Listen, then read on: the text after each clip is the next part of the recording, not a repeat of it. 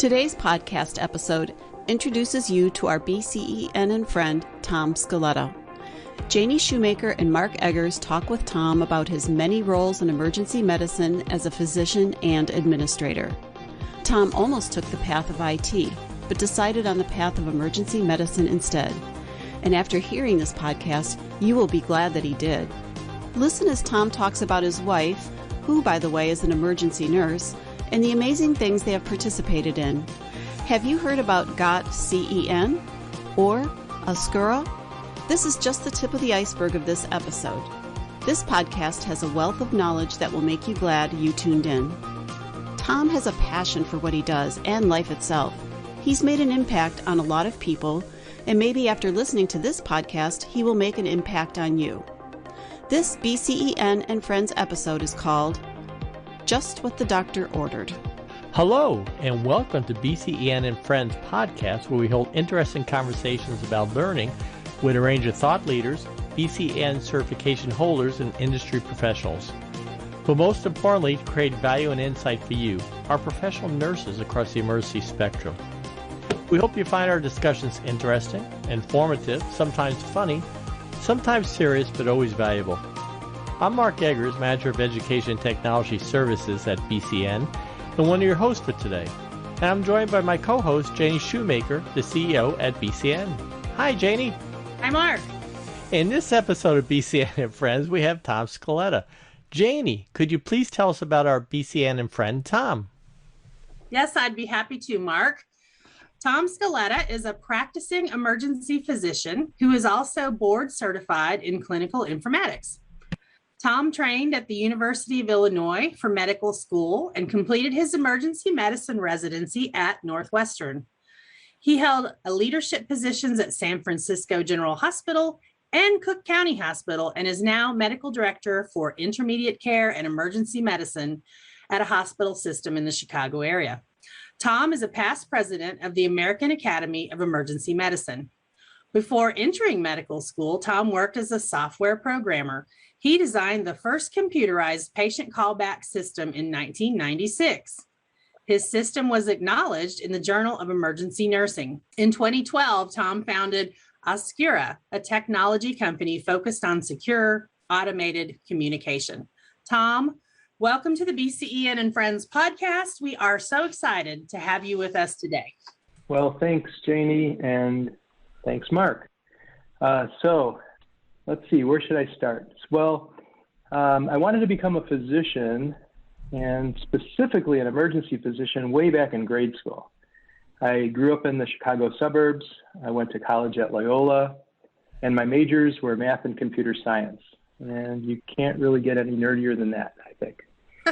So after college, I worked for an actuarial company as a software programmer. And it took me some time to decide between going into IT or going into medicine. And it was really a tough choice, but I eventually followed my childhood dream and became an emergency physician.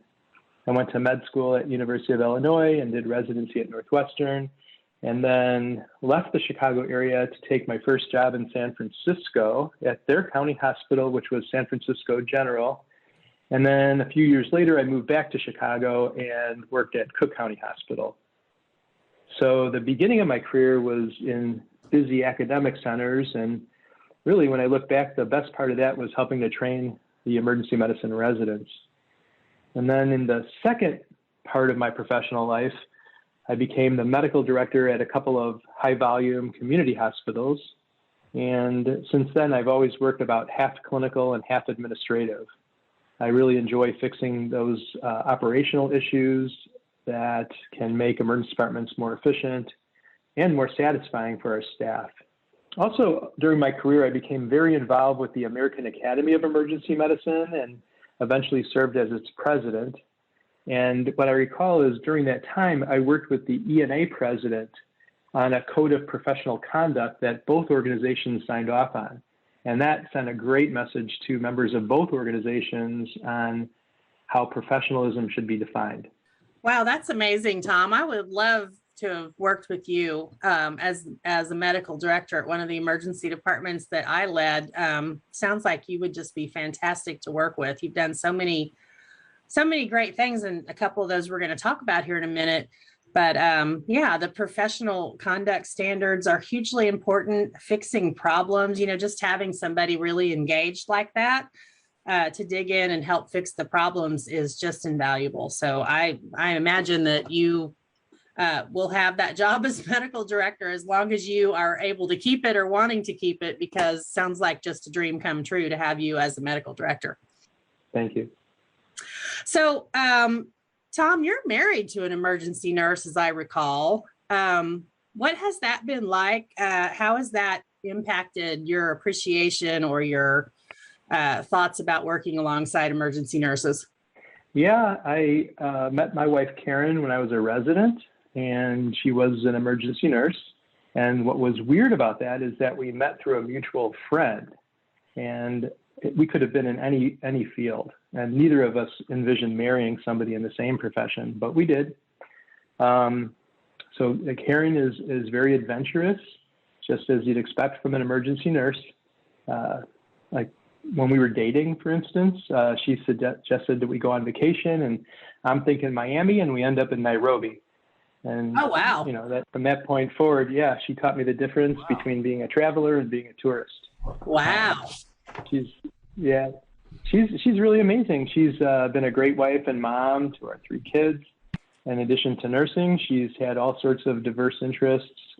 She went to chef school when we were in San Francisco. She's now a beekeeper and harvests about 70 pounds of honey a year. And recently she became a yoga instructor. And this spring we're planning to adopt 2 miniature goats so that she can have some goat yoga classes on weekends. And so, like every emergency nurse I've known, she's hardworking, determined, very caring, and makes up for all my shortfalls. Well, she sounds amazing. We better have her on as a podcast guest. I know, I was thinking that too. How incredible. Well, Tom, you started something several years back. I want to say 2007 or 8. I may be somewhere in there, where you called it BCEN ? And I think you've figured out early on that certification of your nurses was important. It made a difference. Can you tell us about that program, BCEN, and how it's evolved over time? Yeah, sure. Part of the origin of that has to do with my involvement in the American Academy of Emergency Medicine, which believes all practicing emergency physicians should be board certified in emergency medicine. It's a prerequisite for the physicians at my hospital. And I think that the CEN designation is comparable to that. And for the same reasons, it needs to be encouraged. So CEN was an incentive program that I started about 10 years ago at my hospital. And essentially, our physician group provides a $1,000 honorarium to new CENs and $500 for renewals. And since its inception, we've contributed over $100,000. Now, that's really a small investment when you consider how much this program improves patient safety. And it's also the perfect way, really, for our doctors to express their gratitude for our nurses. And I think it's resulted in the majority of our nurses now are CENs, and our new hires will enroll in CEN review courses that our nurse leaders offer. So my interest really in promoting this CEN credential is self-serving. They keep doctors on the right path. They know who's sick and who's not sick, and have prevented a lot of near misses. Well, that's great. I think that all of our nurses listening to this are going to say, I wonder if Dr. Scaletta can clone himself and put himself in every emergency department across the country.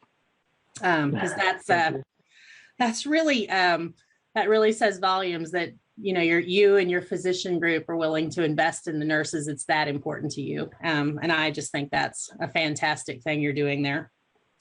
And, obviously your patients are the real beneficiaries, because as you say, we know who's sick, who's not sick, and you're able to avoid complications and near misses. So, the patient's really the winner at the end of this all. And that's what we want.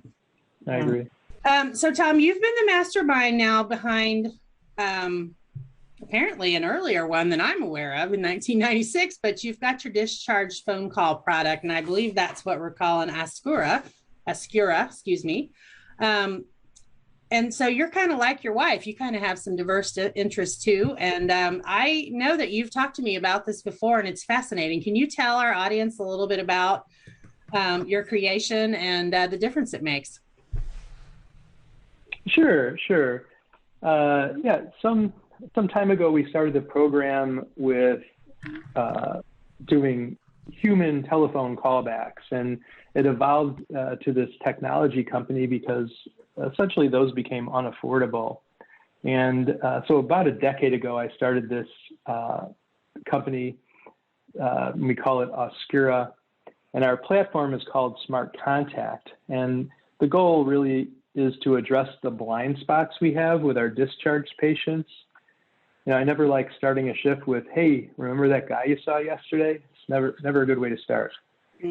So, really the way I think about it is that the best patient care is much more than coming up with the right diagnosis and treatment plan. It's really making sure no one takes an unexpected turn for the worse, and also about confirming what patients can afford or can't afford the medicines, and were they able to get the follow-up appointments we recommended. So we need to find that out. And then secondarily, we need to measure individual performance regarding patient experience, so we can make patient experience better as a whole. And really that ties to quality, because if you think about it, patient satisfaction represents the patient's perception of quality. And while some refuse to believe it, research has proven that perceived quality correlates with actual quality. So that's the well-being aspect that's really important of what we put together. And then we also look for service issues. And, when we uncover complaints, we can explain any misperceptions and apologize for any mistakes. And like every other service industry, you should look at complaints as gifts, because they can actually turn a negative experience into a positive one. So we use automation to get that information. We can collect comments, we can respond back to them, we can send responses in under a minute in any language. It has built-in automation like translation. There's all sorts of reasons it's really good to do this and be proactive, uncover issues, and not reactive to the issues when somebody else brings them forward. We also, which has been really well accepted, we take all of the positive feedback and bring it back to the staff in the form of what we call gratitude reports. And these can be shared daily in huddles and monthly in department meetings. And especially these days, our staff need to be motivated by tangible evidence that they're appreciated by patients. It's been a tough time over the last year and a half or so. So we actually get a response rate of about 35%, so we can accurately identify outliers. It gives us even more granular insights on how staff perform regarding compassion, appearing competent, communicating well. And those three things, compassion, competence, and communication, are what I call the 3 C's. And they're basically the building blocks of trust. And when you establish trust with a patient, they're much more likely to adhere to those recommendations that we make for meds and getting follow-up appointments. And that is going to result in the best possible outcomes. And really, at the end of the day, that's what it's about. Mm-hmm. Yeah, that sounds like a really amazing process that you've got in place, a tool that you're using. That sounds head and shoulders above, somebody mailing something back 2 or 3 or 4 weeks later, or even getting a call 2 or 3 weeks later. And a lot of times too, I think things might get blurred when people actually start to get their bills and they don't understand those or things like that. I think a whole lot of factors can come into play. So I love that yours is so timely. You're catching people not only to find out if there's something wrong and they need to be seen again, but you're getting their feedback while it's fresh before they have more things that color the picture. So It sounds like a wonderful tool. Absolutely. That is great. Tom, please tell us about a patient or situation in your career that made a big impact on you. And I'm sure there's lots of them, but what comes to mind right now? Yeah, there's a few, but the one I'm thinking about, there was a patient I took care of really at the beginning of my career, and it was somebody who was addicted to heroin. And I think that day he had overdosed and almost died, which is not an uncommon scenario, unfortunately. He was about my age, and clearly his life was in a downward spiral. A few months later, I actually ran into him outside of my work, and I didn't remember him, but he recognized me and introduced himself. And he's the one that reminded me of our conversation, said it made a big impact on him and caused him to change his lifestyle. And now he landed a job and he was doing quite well. So it's kind of funny. I didn't remember that interaction, but now I don't think I'll ever forget it. It's really, I think it's a good example of the best part of our profession, which is having the privilege to take care of strangers when they're really vulnerable, and the joy we get when we make a difference. Yep. You don't always realize how many lives you touch, in your day-to-day. That's a great story. Thank you. Yeah, really. So what does the future look like? What are you planning to become involved in next?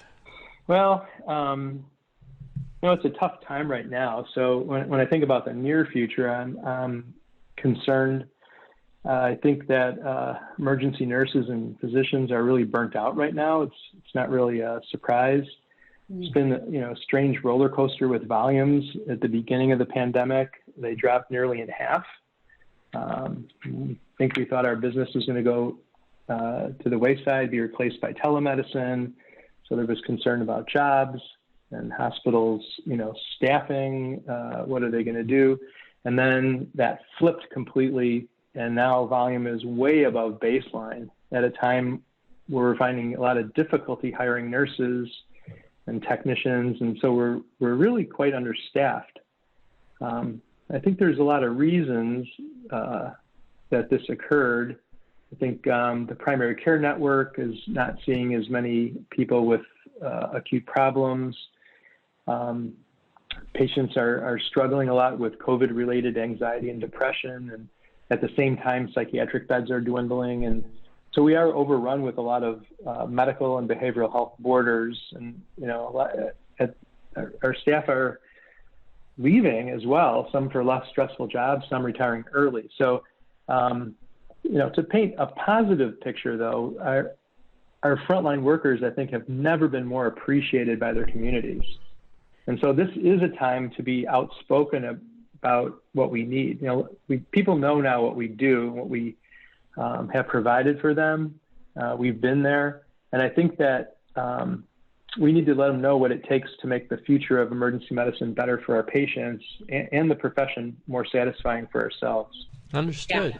Yeah, that burnout is, I follow that very closely and talk to a lot of nurses and a few physicians and other healthcare providers across the country. And it is concerning, but I think we all have to be supportive and let our medical community know how much they are appreciated. Absolutely.